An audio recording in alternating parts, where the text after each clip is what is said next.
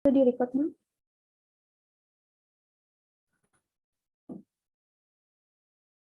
Assalamualaikum warahmatullahi wabarakatuh. Kami dari kelompok 2 akan mempresentasikan materi mengenai ria. Anggota kelompoknya yang pertama Cynthia, Kayla, Cindy, Fadila, Fadel, Faris, dan ada Gatan. Selanjutnya, pengertian ria akan dibacakan oleh Cindy. Pada Cindy, saya persilahkan. Pengertian ria. Secara bahasa, ria berarti menampakkan atau memperlihatkan. Secara istilah, ria yaitu melakukan ibadah dengan niat supaya mendapat pujian atau penghargaan dari orang lain. Ria tergolong sebagai perbuatan yang mampu menyebabkan penyakit hati. Perbuatan ini juga bisa menghapus amal baik seseorang. Untuk itu, Allah Subhanahu wa Ta'ala membenci orang yang berbuat ria serta mengharamkannya. Bisa dikatakan pula ria sebagai syirik kecil, karenanya perlu untuk dijauhi oleh setiap manusia. Selanjutnya akan dibacakan oleh Faris.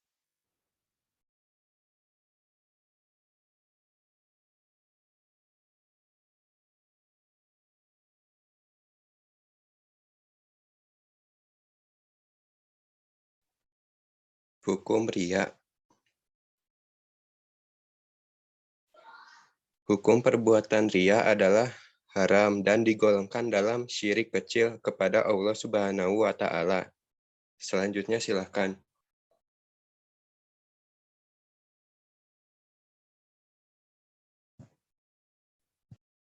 Dalil naqli ria ada di surat An-Nisa ayat 38. Bismillahirrahmanirrahim. Walladzina yunfikuna amwalahum ria'an nasi wa la yu'minuna billahi wa la bil yaumil akhir. Wa may yakuni syaitanu lahu qarina fasa'a qarina. Artinya, dan juga orang-orang yang menafkahkan harta-harta mereka karena ria kepada manusia, dan orang-orang yang tidak beriman kepada Allah dan kepada hari kemudian. Barang siapa yang mengambil syaitan itu menjadi temannya, maka syaitan itu adalah teman yang seburuk-buruknya. Selanjutnya akan dibacakan oleh Fadilah.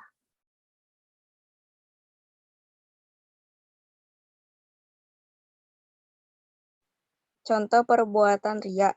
Ria dalam niat. Seorang berkata bahwa ia ikhlas beribadah karena Allah, padahal dalam hatinya tidak demikian. Ria dalam perbuatan. Seorang memperhatikan tanda hitam di dahi agar disangka sebagai ahli sujud. Selanjutnya dibaca oleh Kayla.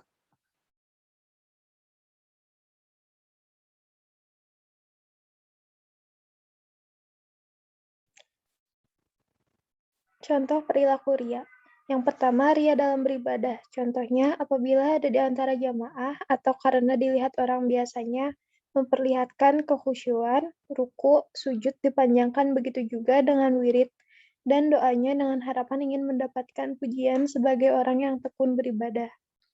Yang kedua, ria dalam bersedekah. Contohnya, memberikan sedekah tidak karena ingin menolong orang dengan ikhlas, tetapi karena ingin dicap sebagai dermawan dan pemurah.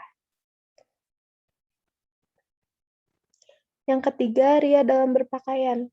Contohnya, memakai pakaian yang bagus, perhiasan yang mahal, dan beraneka ragam, dengan harapan ingin disebut dengan orang yang kaya dan mampu melebihi orang lain. Selanjutnya akan dibacakan oleh Gatan.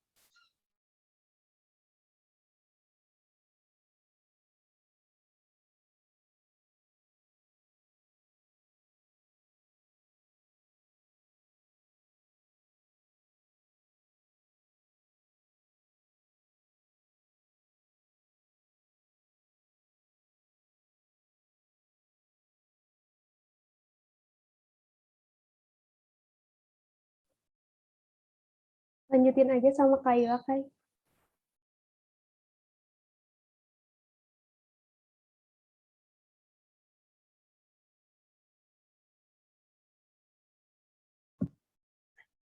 Dampak dari perbuatan ria.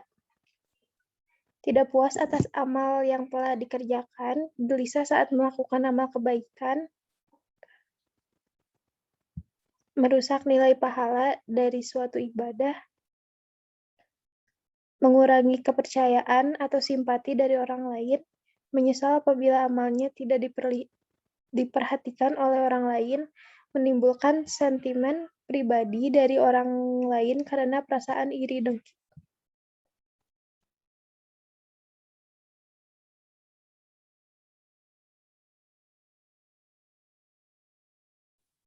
Cara menghindari sifat riya. Yang pertama, meluruskan niat. Semua amal tergantung pada niat. Apabila niatnya karena Allah, maka akan diterima amal tersebut. Sebaliknya, apabila ada keinginan agar dipuji oleh orang lain, maka akan sia-sia. Yang kedua, menyadari bahwa dirinya adalah hamba Allah. Kebanyakan manusia sering melupakan nikmat yang diterima oleh Allah. Mereka beranggapan bahwa harta dan kedudukan yang diperoleh merupakan hasil kerja kerasnya.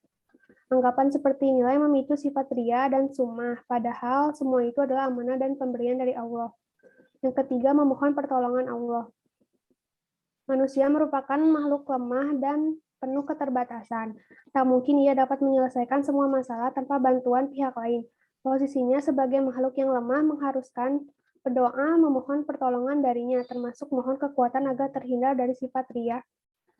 Yang keempat, memperbanyak rasa syukur. Yang kelima, harus memperbanyak juga ingat kematian. Yang keenam, membiasakan hidup sederhana. Sesungguhnya, ria adalah syirik yang kecil. Hadis riwayat Ahmad dan Al-Hakim. Mungkin sekian presentasi dari kelompok 2. Mohon maaf apabila ada kesalahan kata dan salah sikap. Akhir kata kami ucapkan terima kasih. Wabillahi taufiq wal hidayah. Wassalamualaikum warahmatullahi wabarakatuh.